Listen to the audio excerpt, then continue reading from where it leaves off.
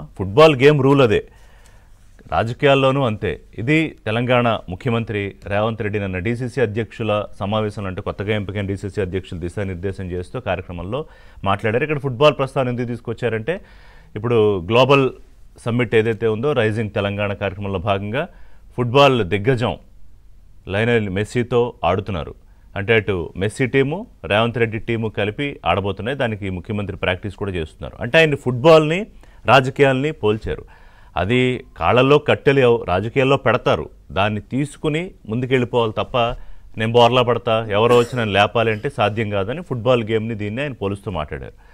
వాస్తవంగా కూడా ఆయన ఇన్నాళ్ళు ఆయన రాజకీయ ప్రయాణంలో ప్రతిపక్షంలో ఉన్నప్పుడు చేసిందంతా అదే.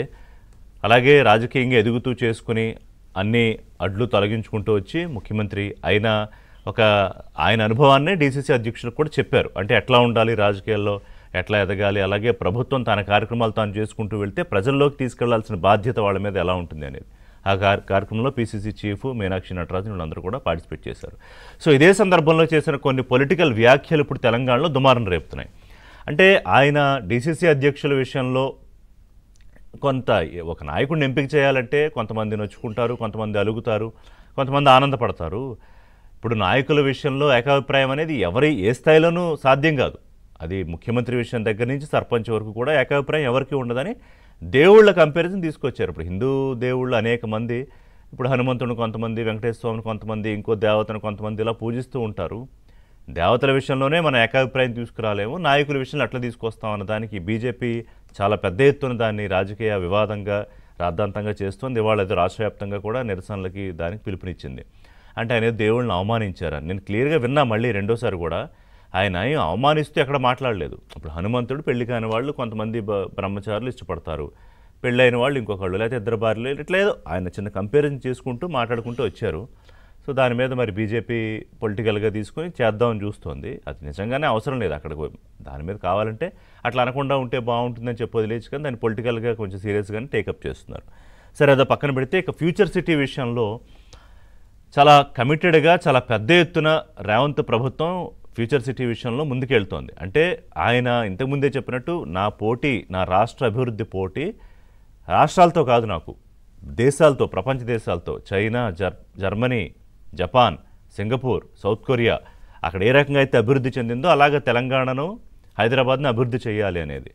ఓకే, ఒక పెద్ద విజన్ పెట్టుకోవాలి కూడా, ఎంత రీచ్ అవుతాం అనేది ఒకటి. సో ఫ్యూచర్ సిటీ ఇప్పుడు ఇంతకుముందు మనం అనుకున్నట్టు ఏదైతే రాష్ట్రాన్ని అభివృద్ధి దిశలో ఏదో క్యూర్ కేర్లాగా ఎట్లయితే రేర్ విభజిస్తున్నారో ఫ్యూచర్ సిటీ కోసం కూడా అట్లాగే సీరియస్గా ప్లాన్ చేస్తున్నారు. అయితే ఇక్కడ నిధుల విషయంలో ఆయన మాట్లాడిన దాన్ని కూడా బీజేపీ సీరియస్గా పొలిటికల్గా మళ్ళీ దాని మీద కూడా కౌంటర్స్ ఇస్తుంది. నిన్న రామచంద్రరావు ఏమంటారంటే అసలు ఫ్యూచర్ సిటీ ఎవరిని అడిగి మీరు కడుతున్నారు, ఫ్యూచర్ సిటీ ఎజెండా కేంద్రం పరిధిలోకి ఎందుకు వస్తుంది, పూర్తిగా అది రాష్ట్ర ప్లాను, రాష్ట్రానికి సంబంధించిందని.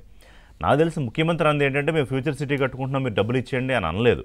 ఇంతకుముందు స్మార్ట్ సిటీల వ్యవహారం ఉంది కదా, దానికి నిధులు ఇవన్నీ మీరు ఇవ్వాల్సినవి ఉన్నాయి, అవేం జరగలేదు కాబట్టి ఫ్యూచర్ సిటీ ఇదిగో మా ప్లానింగ్ ఇది, మీరు చూడండి మేము ఎంతవరకు ఇవ్వగలరో సహాయం చేయగలరో చేయండి అని నిన్న ఆయన అన్నారు. 100 సార్లు కాదు 1000 సార్లైనా మేము రాష్ట్రం నుంచి కేంద్రానికి వెళ్తాం, మోడీ గారిని డబ్బులు అడుగుతాం, అడగడం మనం బాధ్యత, ఇవ్వాల్సిన బాధ్యత వాళ్ళది.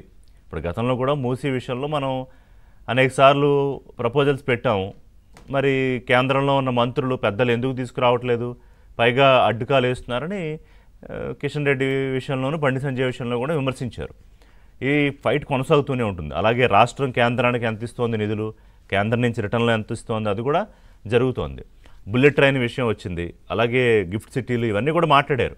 ప్రధానమంత్రి దేశం మొత్తానికి, కేవలం గుజరాత్కి మాత్రమే కాదు. ఇప్పుడు బుల్లెట్ ట్రైన్ ఎగ్జాంపుల్ ఉంది, మీరు తీసుకెళ్ళారు Ahmedabad to Mumbai, okay fine enough, మరి మాకు కూడా ఇవ్వండి. పేపర్లో మాత్రమే కాదు, హైదరాబాద్, చెన్నై బుల్లెట్ ట్రైన్ మాకు వాస్తవ రూపంలోకి తీసుకురావాలి. అలాగే అభివృద్ధికి మేము అడుగుతున్న నిధులు మీరు పెద్ద మనసుతో ఇవ్వాలి అని చెప్పి కొంత పొలిటికల్ కామెంట్స్ చేశారు. ఇస్తావా చేస్తావా, తెలంగాణ ప్రజల రుచి ఏంటో చూస్తారా మీరు అని చెప్పి. సహజంగా పొలిటికల్ కామెంట్స్ బీజేపీ చేస్తుంది.